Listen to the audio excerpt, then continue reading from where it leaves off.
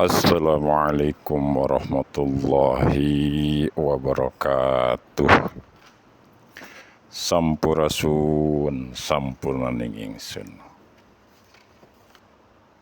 Hayu urang lajengkeun deui carita dina Pantun Bogor Dadap Malang sisi Cimandiri.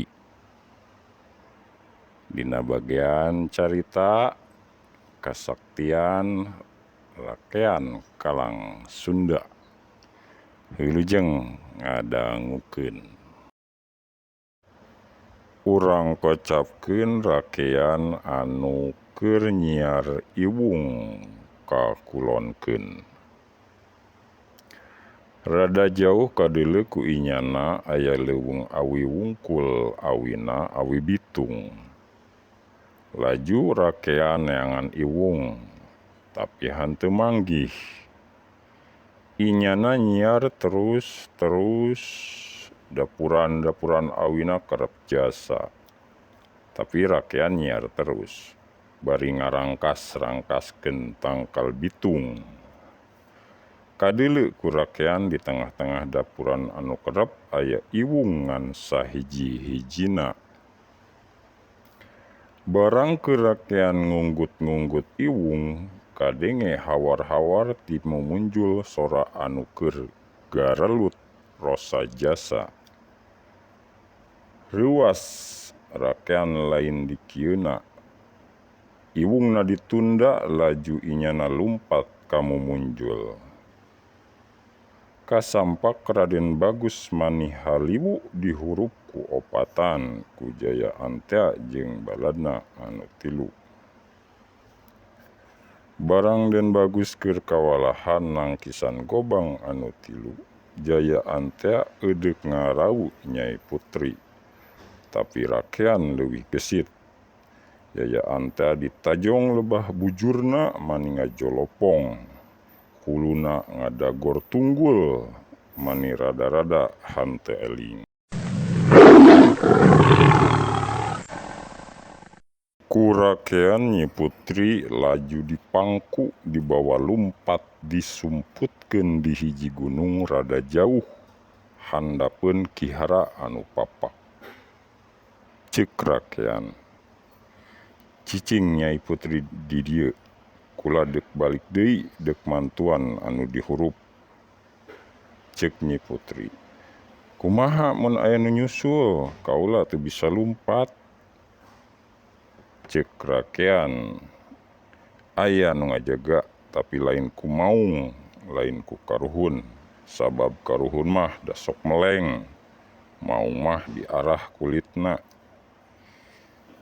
Ieu gunung ku kula sina digurumut sireum ku Sirarangge jeung Tataman. Enggon dia nyumput ku kula deuk di pager, tapi lain pager tina awi, lain pager tina besi, tapi ku sigung baratus-ratus. Laju eta gunung ku rakean sina digurumut sireum lobana mani jutaan. Jeung sakurilingan kiara papak gerejek sigung mani rebuan. Tidinya rakean indit mantuan anu dihurup, anu kasampak ngan balad Antea anu tilu geus ngajohjor keur ngahaju. Ari Den Bagus jeung Antea nyaho teuing di marana. Padahal amun harita rakean neuleuna ka kidul rada ngulon, ku inyana tangtu kadeuleu Den Bagus keur lumpat di udag-udag Jaya Antea. Urang tunda heula anu diudag-udagkeun sina ngudagna deukeut teuing. Urang caritakeun heula leuweung bitung anu dirangkas-rangkaskeun ku rakean. Kiwari geus henteu keneh jadi leuweung, lebah dinya engkena jadi kontrak anu disarebutna Cirangkas Bitung. Ari iwungna ceuk anu nyaraho mah eta iwung teh memang aya, tapi nepi ka kiwari hanteu ngagedean hanteu ngajangkungan. Ceuk anu nyaraho dina caritana engke mun eta iwung geus kakalangkangan Nyi Putri Mayang Cinde anu baris datang dina zaman anu panjang leunjeur lenjang ruas jeung pucukna anu ruhur moal eureun-eureun gugupayna ngagagasik nu keur nyiar haneuleum anu sieum pakujajar papageran warisanana ti karuhun. Mun nu nyiar anggeus parak bitung teh bakal harewos dina hiliwirna angin leutik. Yen langit teh euweuh sisina, jagat mah euweuh tengahna. Jeung harewos yen nu paeh teh lain ku wayah, nu hirup teh lain ku umur.